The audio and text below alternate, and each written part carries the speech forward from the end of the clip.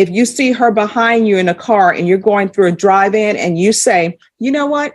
I want to pay the person behind me's meal. Don't do it. Yeah. That's what I mean by no contact. Yes, Do you ma'am. understand? Yes, ma'am. Continuous violence against family, a third-degree felony punishable by up to 10 years in prison. But this isn't just a new charge. She's already violated deferred adjudication once before.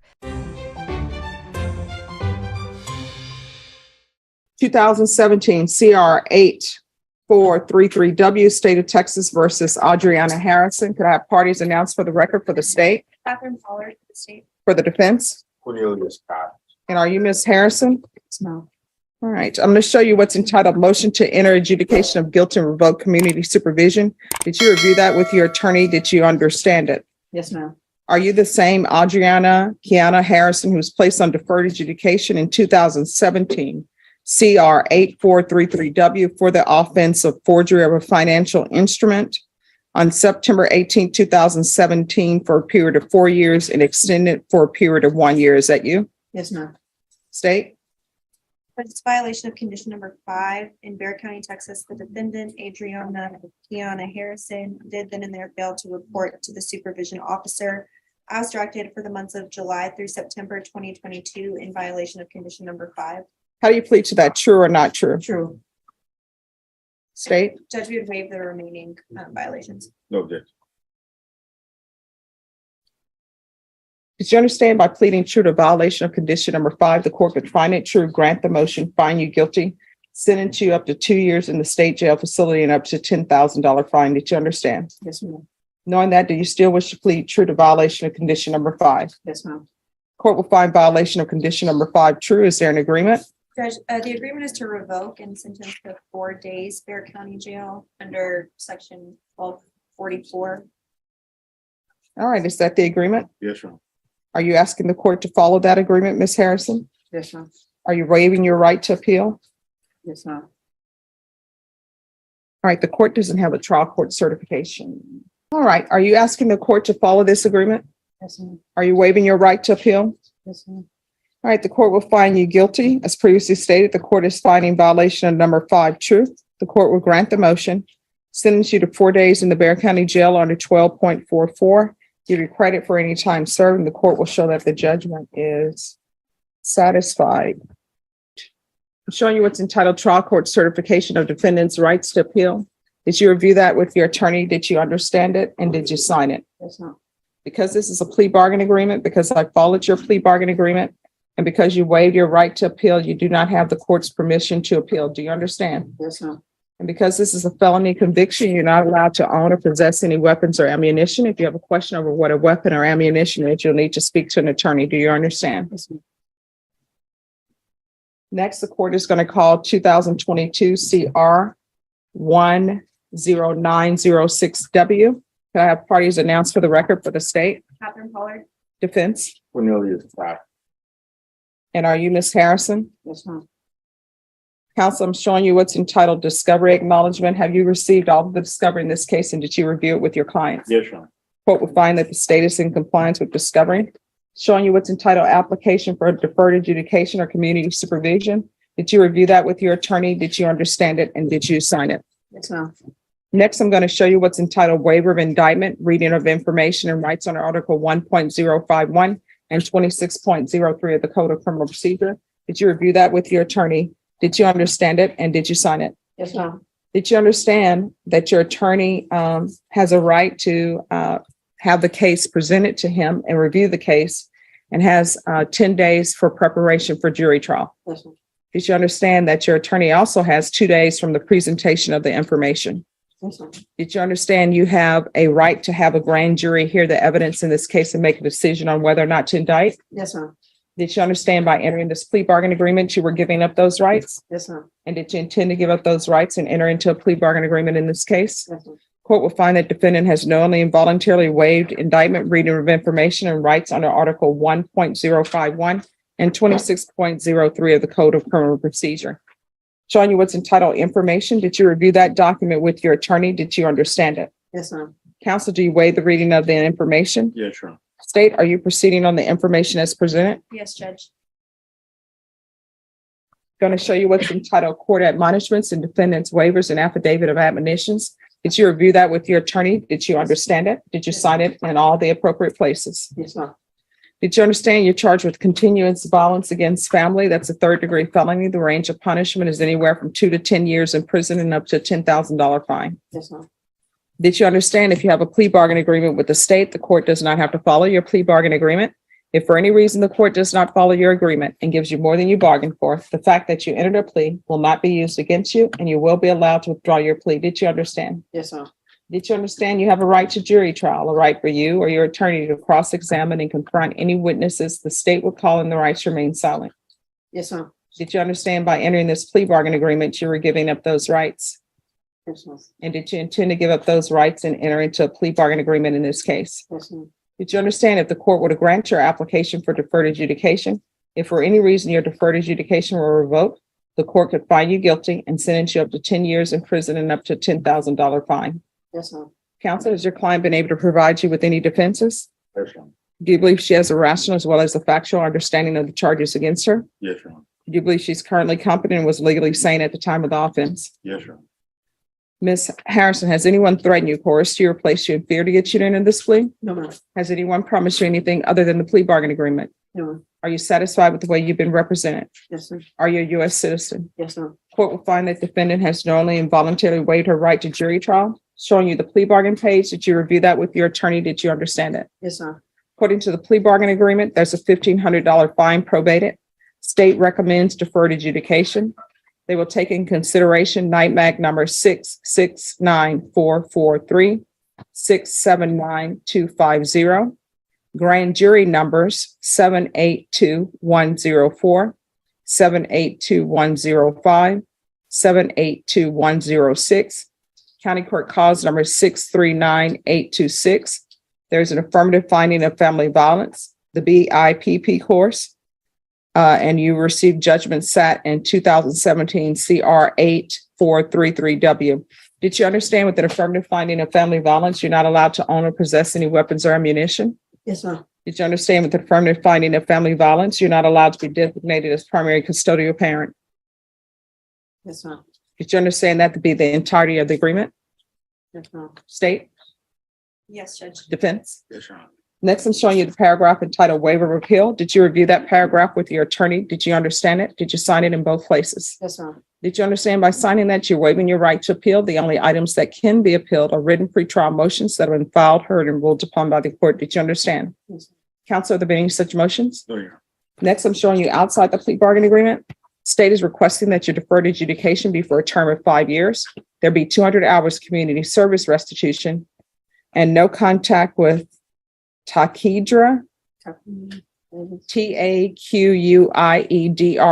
Evans. Did you understand those are recommendations from the state and the court does not have to follow those recommendations? Yes, ma'am. Then to the offenses charged, how do you plead? Guilty, not guilty, or no contest? No contest. State any evidence? Yes, Judge. We'd offer what's been marked as State's Exhibit 1. No objection. I'm showing you what's entitled Wavering Consent to Stipulation of Testimony and Stipulations. Did you review that document with your attorney? Yes. Did you understand it? Did you sign it in all the appropriate places? Yes, ma'am. Again, did you understand you have a right to jury trial, a right for you or your attorney to cross-examine and confront any witnesses the state would call in the right to remain silent? Yes, ma'am. Did you understand that today the state will be presenting evidence in the form of witnesses' statements and police reports? But most importantly, there'll be no live testimony. Did you understand? Yes, ma'am. Court will find that defendant has knowingly and voluntarily waived and consented to stipulation of testimony and stipulations. The court will accept into evidence States Exhibits 1 and attachments and review the same. All right, after reviewing States Exhibits 1 and attachments, the court will find there's sufficient evidence to find you guilty. The court will defer finding of guilt as you apply for deferred adjudication or proceeding with sentencing. Oh, we would like to. Anything you wish to say on behalf of your client? Just, we asked the court to consider and approve the agreement in this case. The only kind of unnecessary issue or request that we're just making, instead of having a no contact order, we would our preference would be a no harmful or injurious contact with the witness. All right.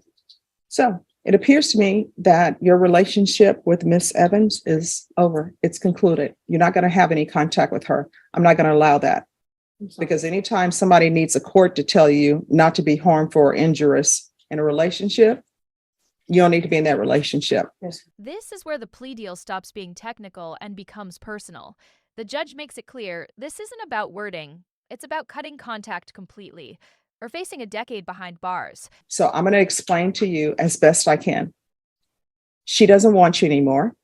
Even if she does want you, I'm telling you, she can't have you and you can't have her because I'm not going to allow it. And if there is contact with her, you're going to be looking at 10 years in the prison. And I want to stress this, and I want this for you to internalize it. This probation, if I give it to you, it's a contract with the court. It's not a contract with the state. It's not a contract with your attorney. So if you all come in and decide, oh, she violated her probation, we're coming up to an agreement, I don't have to follow that.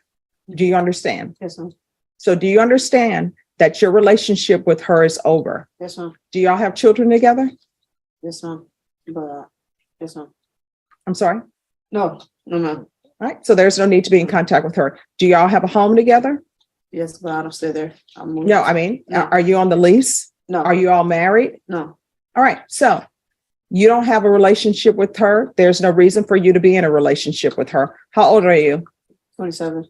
All right. So you old enough to know that there are other people out there in the universe.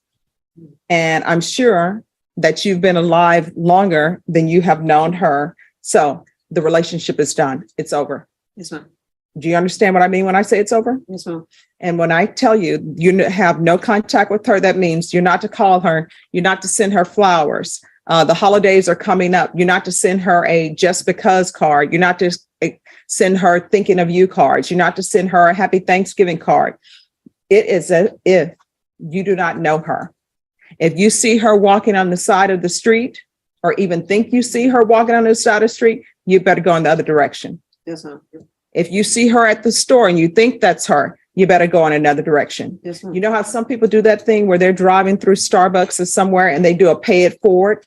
If you see her behind you in a car and you're going through a drive-in and you say, you know what?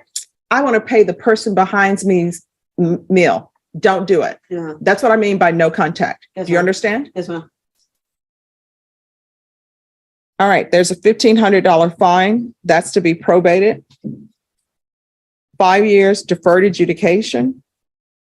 Take in consideration NIMAG numbers 669443, 679250, grand jury number 782104, 782105, 782106, county court cause number 639826. There's an affirmative finding of family violence. The BIPP course. Are you employed? I was until I got on full house arrest. All right. And there's a reason why you're on full house arrest. There's going to be 200 hours of community service restitution. 40 of those hours will be waived if you provide proof of the COVID vaccination. Parenting classes. Once you complete those parenting classes, then the remaining of those hours will be waived. Proof of employment